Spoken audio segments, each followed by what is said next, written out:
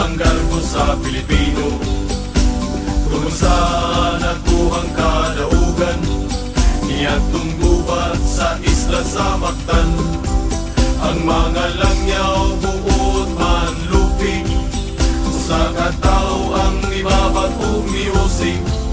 Wala matandog sa hulga sa katsila, bihagit ang katapos sa mga banyaga.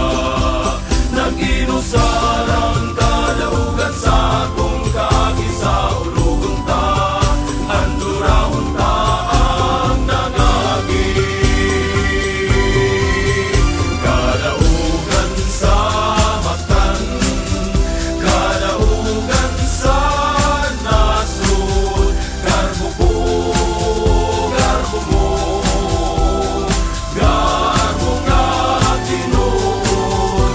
Kadaugan sa Mactan, kadaugan sa nasud, garbo ko, garbo mo, garbo nga tinuod.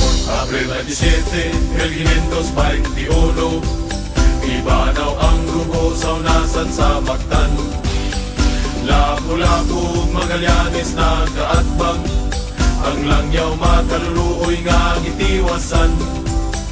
Dili na mahitang bunga mapaulikon, sa mga langyaw nga mga maluibon.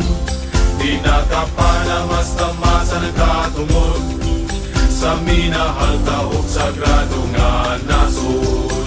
Nag-inusar ang kadaugan sa ato